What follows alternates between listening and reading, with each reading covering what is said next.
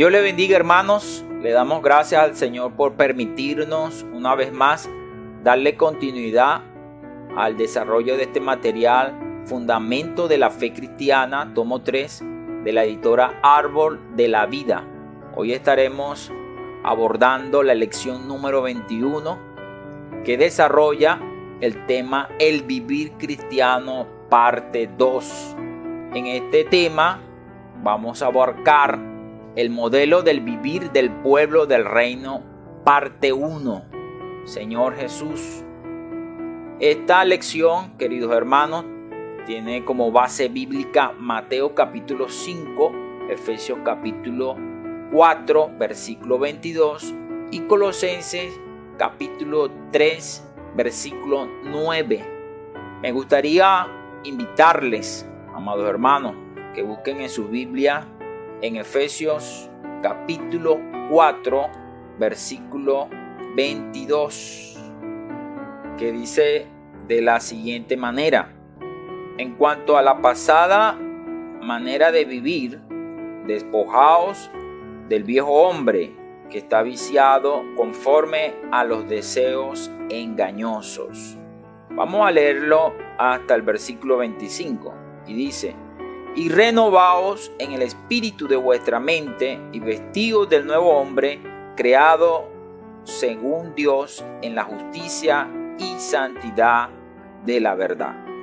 Quisiera invitarles, querido hermano y amigo que me escucha por este medio, de tomar estas palabras que están allí escritas en la Biblia, que acabamos de leer, y orar al Señor con estas palabras. Digamos: Señor Jesús, en cuanto a la pasada manera de vivir, quiero despojarme. En cuanto a mi pasada, Señor, quiero despojarme del viejo hombre, de mi viejo hombre, Señor, que está viciado, Señor. Hoy renuncio a mi vieja manera de vivir, a mis deseos engañosos. Señor Jesús, ya quiero renunciar, Señor. Dame tu gracia, Señor, en este día de renovar mi espíritu, renovar mi mente. Renuévame, Señor. Renueva el espíritu de mi mente. Señor Jesús, ayúdame a cambiar mi manera de pensar. Señor Jesús, gracias. Gracias por darme esta nueva identidad. Gracias, Señor, por hacerme el nuevo hombre. Señor, tú me vestiste con tu justicia, tu santidad, Señor, y la verdad. Gracias, Señor.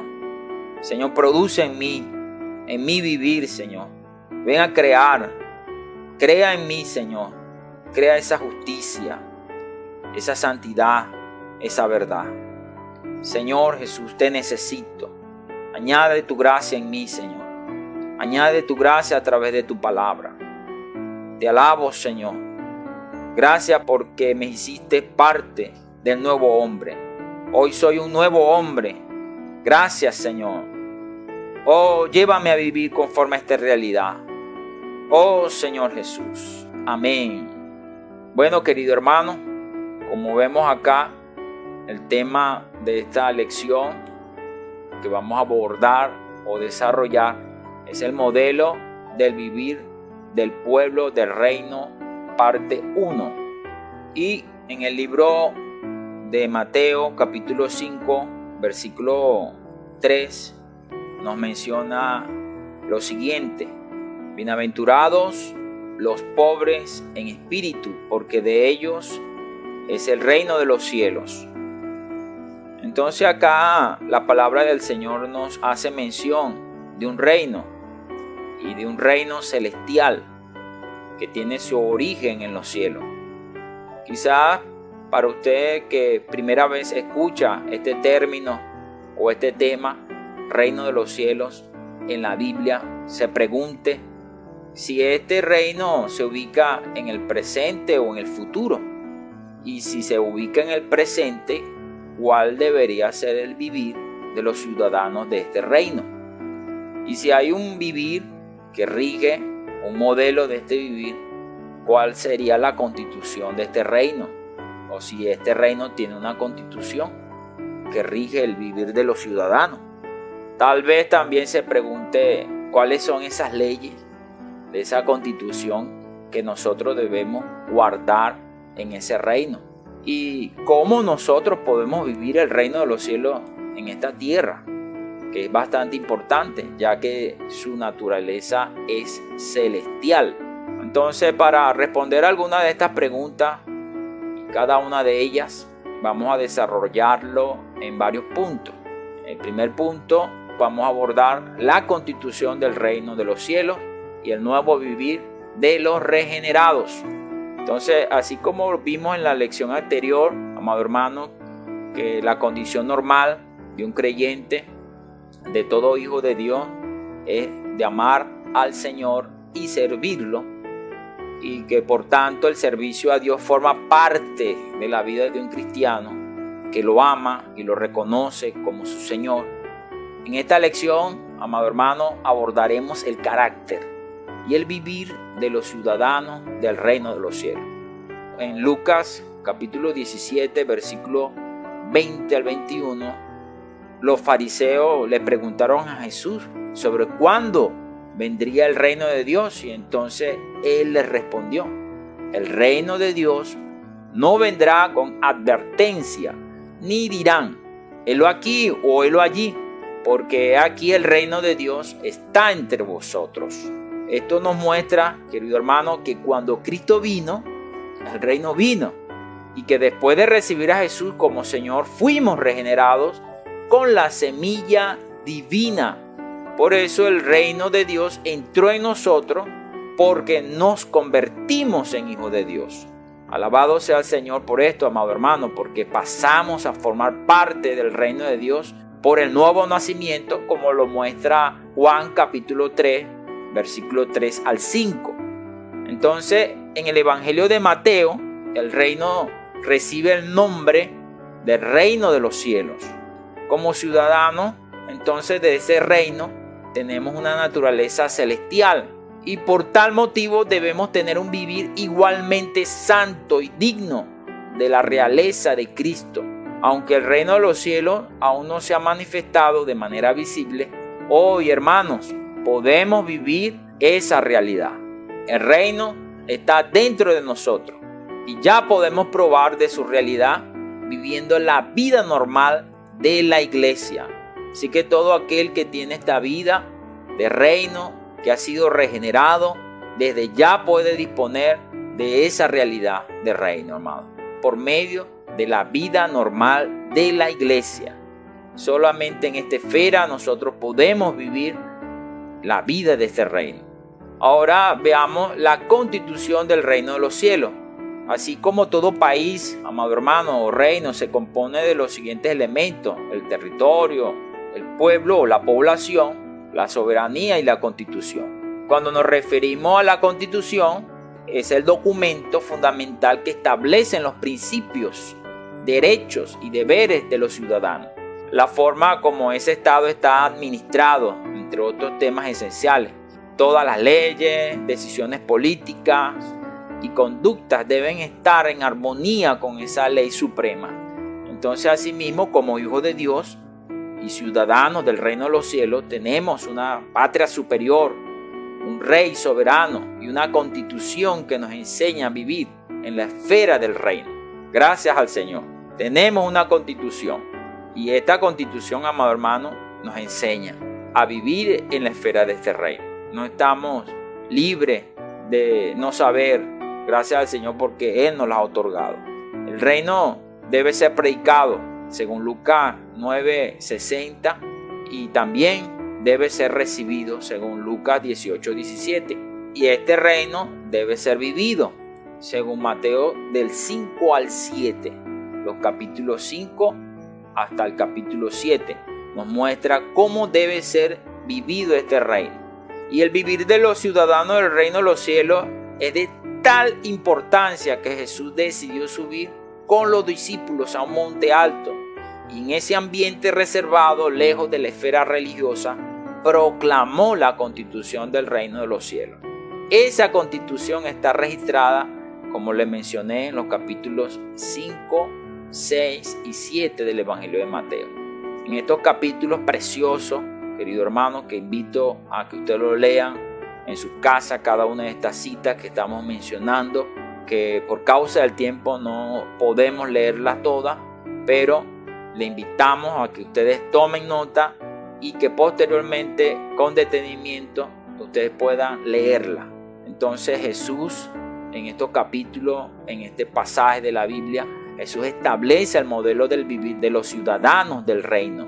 En esta lección trataremos con más detalle el capítulo 5. Se abordará los capítulos 6 y 7 en el tomo 4 de esta lección. Ahora bien, ¿cuál es la naturaleza interior de los hijos del rey?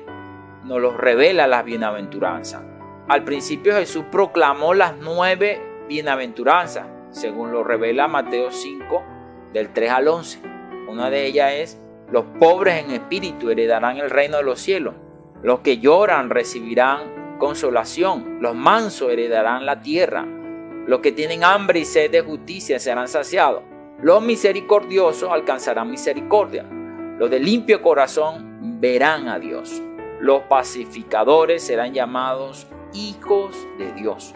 Los que padecen persecución por causa de la justicia heredarán el reino de los cielos, y los perseguidos por causa de Jesús también heredarán el reino de Dios. Esta bienaventuranza, amado hermano, revelan la naturaleza interior de los hijos del rey.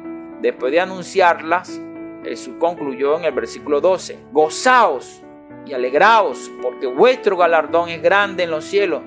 Como se puede ver, el resultado de un vivir bienaventurado es recibir el galardón. ¡Aleluya! ¡Qué maravilloso, amado! Que el resultado de este vivir es que recibamos el galardón. Veamos el siguiente punto: el impacto del vivir de los hijos del rey, sal de la tierra. Al tener un vivir de esta forma, hermano, en esta tierra, es indudable que habrá un impacto en los hombres. Y el Señor Jesús mostró la importancia del impacto que debe tener el vivir de los ciudadanos del reino celestial en la era actual. Tanto así que en el versículo 13 de Mateo 5, Él declara que somos la sal de la tierra. La sal tiene dos funciones: condimentar y conservar. La corriente del mundo ha estandarizado a las personas conformándolas a este siglo, según lo que nos muestra Romanos capítulo 12, versículo 2. Por lo general hablan de las mismas cosas, tienen las mismas aspiraciones y siguen un determinado modelo de vida. Por tanto, todas tienen el mismo sabor. Sin embargo, nosotros, como hijos del Rey Celestial, somos responsables de condimentar el ambiente en el que nos encontramos. Hermanos, nuestras acciones y palabras deben ser diferentes, simplemente porque tenemos otra vida y otra naturaleza en nosotros, la de Dios. Aún así el mundo intenta conformarnos a Él para que no expresemos al Señor. Esto es perder el sabor. No permitamos entonces, querido hermano, perder este sabor por no vivir por medio de esta vida. Cuando dejamos de vivir por medio de la vida que está en nosotros, perdemos el sabor. Entonces debemos dar testimonio que la vida de Dios está en nosotros. Que el Señor nos conceda gracia para ser un factor de diferencia en la vida de las personas que Dios pone cerca de nosotros. La sal también tiene la función de conservación. Actualmente, amado hermano, los principios de la palabra de Dios son cada vez más ignorados, cuestionados e incluso desafiados por la sociedad contemporánea. Necesitamos posicionarnos por Dios y dar un firme testimonio fuerte, firme, de lo que creemos, no permitiendo que las vanas doctrinas y sutilezas del enemigo distorsionen los principios de la palabra de Dios.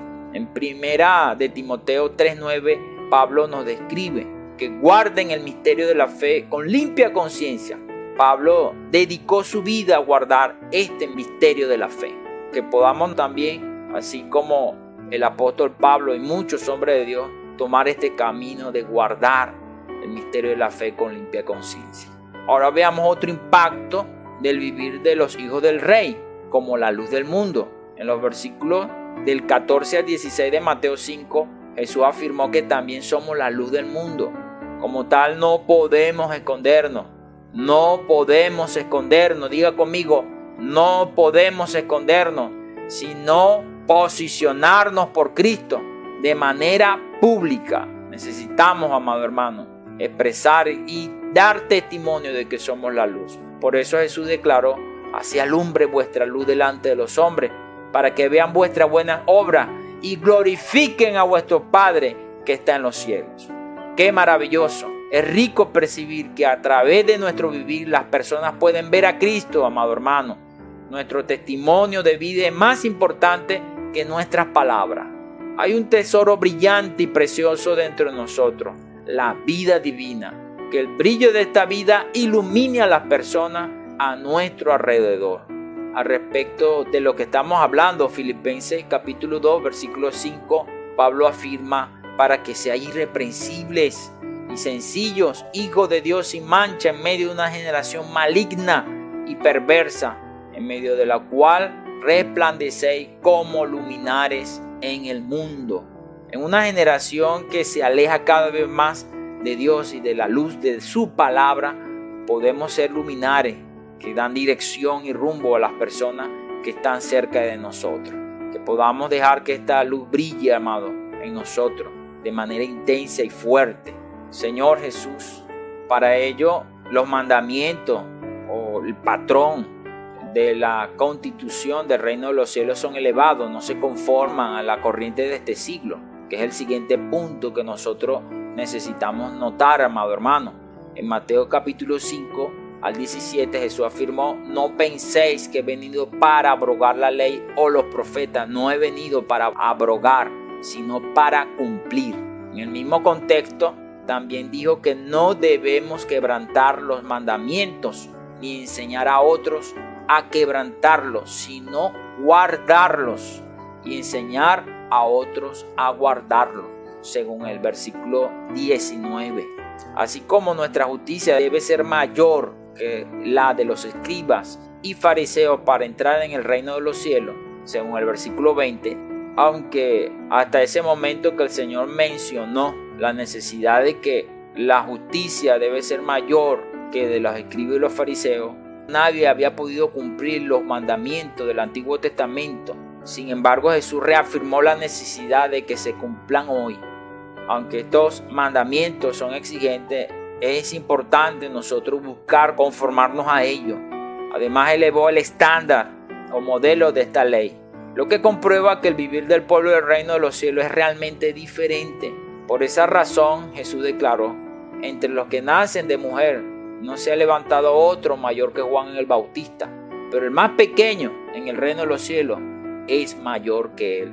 Eso el Señor lo mencionó en Mateo capítulo 11, versículo 11. ¿En qué punto se elevó la ley mosaica? En el Antiguo Testamento, Dios le ordenó al hombre que no matara a su prójimo. La acción de matar era literal, es decir, consistía en quitarle la vida a alguien. Pero en el Nuevo Testamento se elevó la medida de ese mandamiento. Ahora, si simplemente nos enojamos contra los hermanos o los ofendemos con las palabras, violamos el mandamiento y estamos sujetos a juicio, según lo podemos leer y comprobar en Mateo capítulo 5 del 21 al 22. Jesús también elevó el mandamiento sobre el adulterio. Antes el pecado era físico, literal. Ahora, sin embargo, cualquiera que mira con intención impura a alguien que no sea cónyuge estará violando el mandamiento, según lo muestra los versículos 27 al 28 del capítulo 5. Necesitamos estar atentos entonces a ser serios en cuanto a las relaciones con personas del sexo opuesto. No solo no debemos involucrarnos físicamente en una relación sexual con alguien que no sea nuestro cónyuge, sino que también debemos tener cuidado con lo que vemos, observamos o incluso hasta fantaseamos en nuestro corazón con alguien que no sea nuestro cónyuge.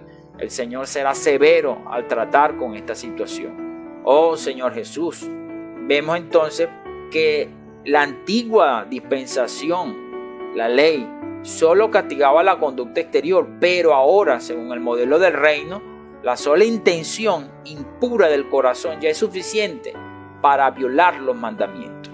Aquí nos muestra muy importante que entonces un principio, que Dios no mira lo que mira el hombre, sino Dios mira el corazón que está en nuestro interior.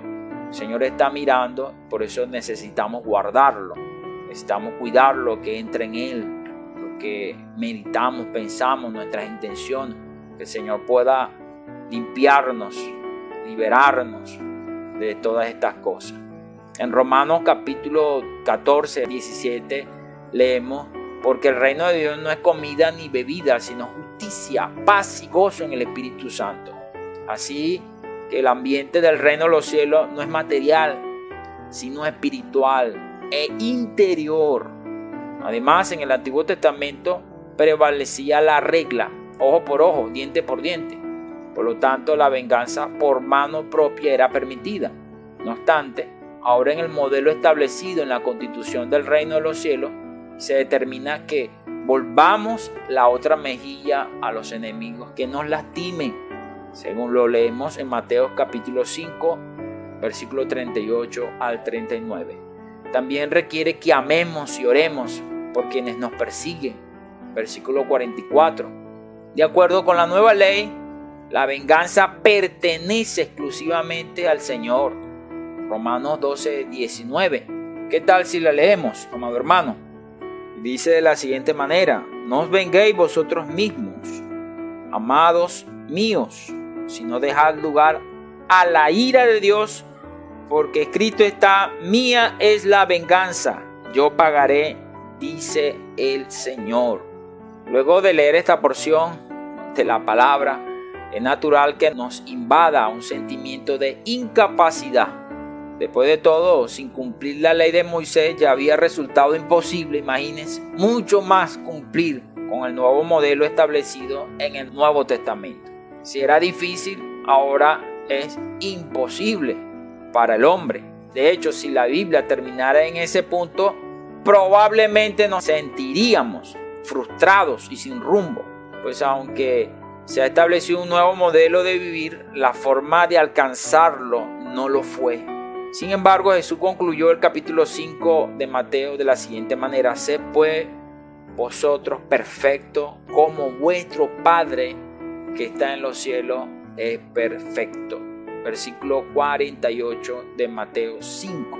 Esto indica que la manera de cumplir los mandamientos elevados de la constitución del reino de los cielos es la vida y la naturaleza divina que obtenemos cuando creemos en el Señor Jesús. Alabado sea el Señor por esto. Qué maravilloso, hermano, que hay un camino, que hay una manera de cumplir.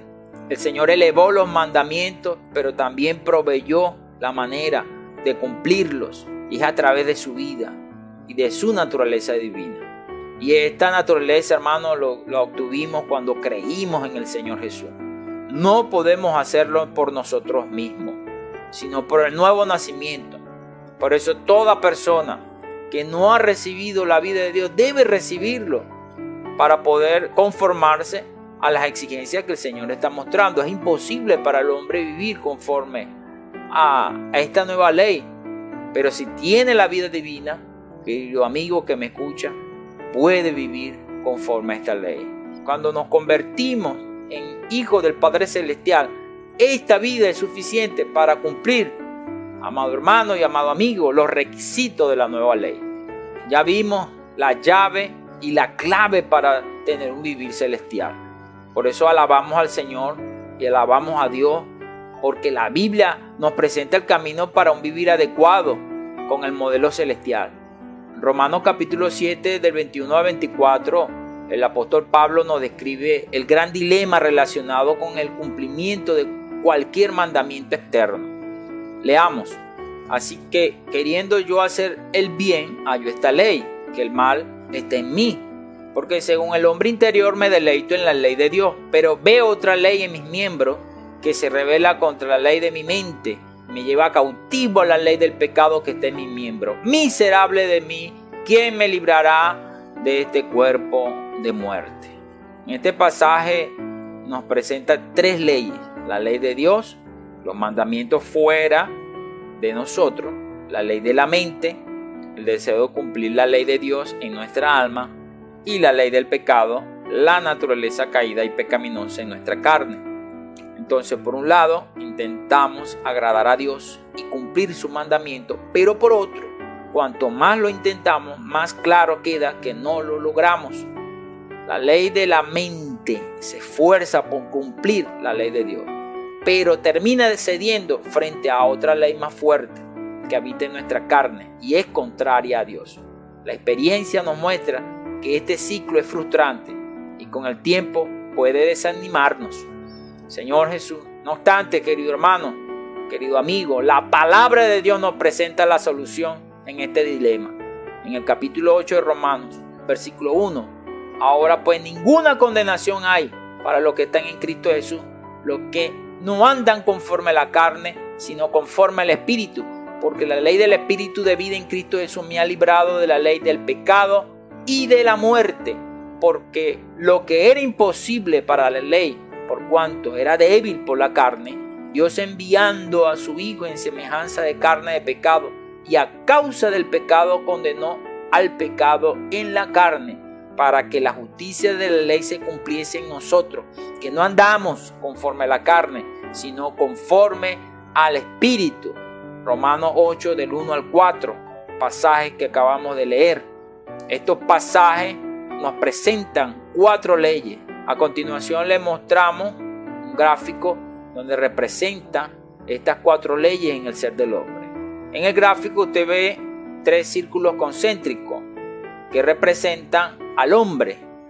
El punto más interno, el espíritu; el siguiente intermedio es el alma y el externo, el cuerpo.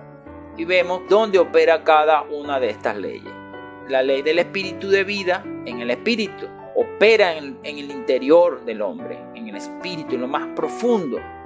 Luego, posteriormente, está la ley de la mente, que opera en el alma, en la parte intermedia del ser humano, que es el alma. Y posteriormente la ley del pecado, que opera en el cuerpo, en la carne. Y afuera está la ley de Dios, fuera del hombre.